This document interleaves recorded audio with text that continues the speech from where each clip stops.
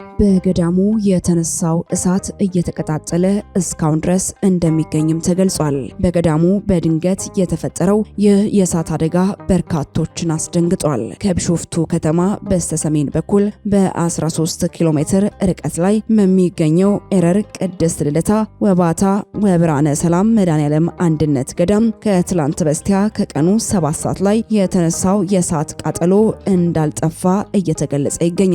ይህንን ጉዳይ በስፋት እናስደምጣችኋለን። ዋልድባ አበረንታት ገዳም በሰላም መደፍረስ ምክንያት ከፍተኛ ጉዳት እንደደረሰበት አባቶች በሐዘኔታ ገለጹ።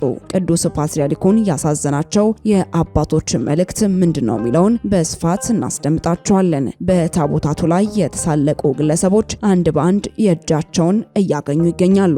ሰላም ጤና ይስጥልን። በመላው ክፍለ ዓለማት የምትገኙ ውድ የቻናላችን ቤተሰቦች በዚህ ቻናል ላይ የተለያዩ ወቅታዊ የሆኑ ሃይማኖታዊ መረጃዎችን በየዕለቱ የምናደርሳችሁናል። ታዲያ እናንተም ለቻናላችን አዲስ ከሆናችሁ ቻናላችንን ሰብስክራይብ በማድረግ ቤተሰብ እንድትሆኑን እንዲሁም ቪዲዮአችንን ከወደዳችሁ ላይክና ሼር እንድታደርጉልን እየጠየቅን ወደ መረጃዎቹ እናመራለን። እሳቱ እስካሁን ባለመቆሙ እየተባባሰ ነው ሲሉ አባ ገብረ ማርያም ሲሳይ ተናገሩ። ከቢሾፍቱ ከተማ በስተሰሜን በኩል በ13 ኪሎ ሜትር ርቀት ላይ በሚገኘው ኤረር ቅድስት ልደታ ወባታ ወብርሃነ ሰላም መድኃኔዓለም አንድነት ገዳም ከትላንት በስቲያ ከቀኑ 7 ሰዓት ላይ የተነሳው የእሳት ቃጠሎ እስካሁን አልጠፋም ተብሏል። የገዳሙ ምክትል አስተዳዳሪ አባ ገብረ ማርያም ሲሳይ ለመረጃ ምንጫችን በሰጡት ቃልም ድንገተኛ የእሳት ቃጠሎ አደጋው ከትላንት በስቲያ ከሰዓት በኋላ ከ7 ሰዓት ጀምሮ ነው የተከሰተውም ብለዋል። የቃጠሎ መነሻ እስካሁን እንዳልታወቀ፣ እሳቱ እስካሁን ባለመቆሙም እየተባባሰ እንደሚገኝም ገልጸዋል። አደጋው በደቡብና ምስራቅ አዋሳኝ ቦታ ላይ ባለው የቅዱስ ባለወልድ ቤተ ክርስቲያን የጨፌ ሳር ነዶ ወደ አጸዱ እየተጠጋ እንደሚገኝና የእሳቱ ጭስም የኤረር ተራራን እንደሸፈነውም አስረድተዋል። የአብይ ጾምን አስመልክተው በዓታቸውን ዘግተው በሱባኤ ላይ የሚገኙ አባቶች በጭሱ ምክንያት መታፈናቸውን እንዲሁም በተራራው ውስጥም የሚኖሩ የዱር እንስሳትም አደጋ ላይ መሆናቸውንም አስታውቀዋል። እሳቱ በሰው ሕይወትና በንብረት ላይ የከፋ ጉዳትን ሳያስከትል ሙሉ በሙሉ እንዲቆምም ለቢሾፍቱ ወረዳ ቤተ ክህነትና ለከተማው አስተዳደር ማሳወቃቸውን የገለጹ ሲሆን የሚመለከታቸው አካላትም ሚናቸውን እንዲወጡ ጥሪያቸውንም አስተላልፈዋል። ከ3 እና 4 ዓመታት በፊት ተመሳሳይ የእሳት ቃጠሎ አደጋ በገዳሙ መከሰቱንም አውስተዋል። በገዳሙ የሚገኙ መነኮሳትና ካህናትም በዚህ ጉዳይ እጅግ እንደሰጉም እየተናገሩ ይገኛሉ። በተያዘ መረጃችን ደግሞ ዋልድባ አበረንታት ገዳም በሰላም መደፍረስ ምክንያት ከፍተኛ ጉዳት እንደደረሰበት የገዳሙ አባቶች ለብፁዕ ወቅዱስ አቡነ ማትያስ ገልጸዋል። ብፁዕ ወቅዱስ አቡነ ማትያስ ቀዳማዊ ፓትርያርክ ርዕሰ ሊቃነ ጳጳሳት ዘኢትዮጵያ ሊቀ ጳጳስ ዘአክሱም ወዕጨጌ ዘመንበረ ተክለ ሃይማኖት የታላቁ ዋልድባ አበረንታት ገዳም አባቶችን በጽሕፈት ቤታቸው ተቀብለው ያነጋገሩ ሲሆን መናንያኑ ለቅዱስነታቸው ዋልድባ አበረንታት ገዳም ባለፉት ዓመታት ያሳለፈውን ችግር ያስረዱ ሲሆን በሰላም መደፍረስ ምክንያት ከፍተኛ ጉዳት እንደደረሰበትም ገልጸዋል። ገዳሙ ቅርሶቹ ላይ ዘረፋና ጉዳት እንዳጋጠመውና የተወሰኑ መናንያንም እንደተበታተኑበት እንዲሁም በገዳሙ ብቻና በሌላ ቦታ የማይገኝ ቋሪፍም ከአካባቢው በመጥፋቱ ለችግር መጋለጣቸውንም ተናግረዋል። ቅዱስነታቸው እንደገለጹትም መላው የኢትዮጵያ ኦርቶዶክስ ተዋሕዶ ቤተክርስቲያን ምዕመን በሀገር ውስጥና በውጭ ሀገር የሚገኙ በሙሉ ለታላቁ ዋልድባ ገዳም እርዳታ እንዲያደርጉም መልእክታቸውን ያስተላለፉ ሲሆን የገዳሙ ልዑካንንም አጽናንተዋል። መናንያኑ ገዳሙን ለመርዳት ለሚያዝያ 4 ቀን 2017 ዓ.ም በቦሌ ደብረ ሳሌም መድኃኔዓለም ካቴድራል ጉባኤ መዘጋጀቱንም ገልጸዋል። ብፁዕ ወቅዱስ አቡነ ማትያስ ቀዳማዊ ፓትርያርክ ርዕሰ ሊቃነ ጳጳሳት ዘኢትዮጵያ ሊቀ ጳጳስ ዘአክሱም ወዕጨጌ ዘመንበረ ተክለ ሃይማኖት አባቶችን አጽናንተዋል።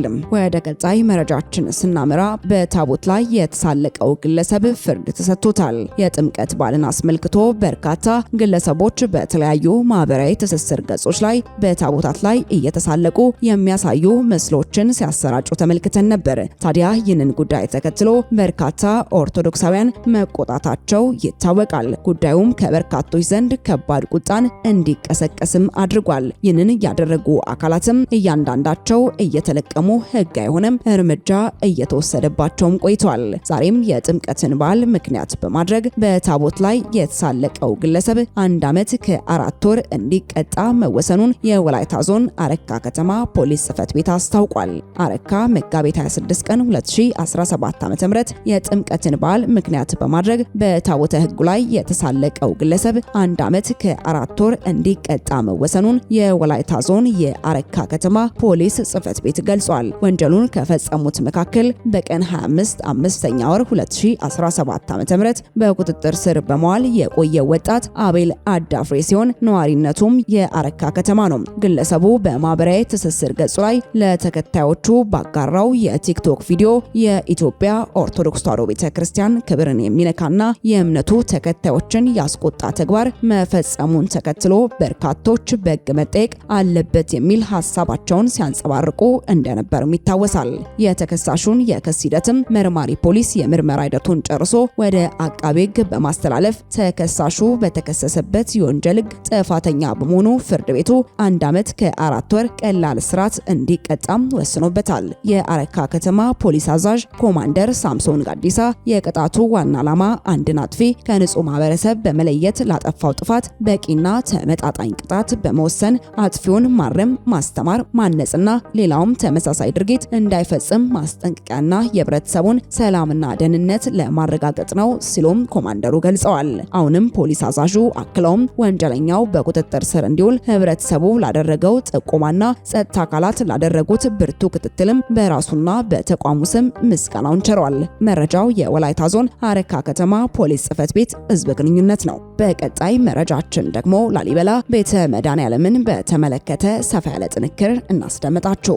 በኢትዮጵያ ትልቁ ውቅር ቤተክርስቲያን ነው። እኔ ላሊበላን ሳስብ ቀድሜ የማስታውሰው ታላቁ ቤተክርስቲያንን ነው። በዓለም ቅርስነት የተመዘገበ ዓለምን ሲያፈዝ የኖረው በመንፈሳዊ ሚስጥራት የተሞላው በሃይማኖታዊ ትርጉሞች የታነጸው ቤተ መድኃኔዓለም ባለ 2 አምዶች ነው። እነዚህ አምዶችም የ72ቱን አርድእት ቁጥርም ይወክላሉ።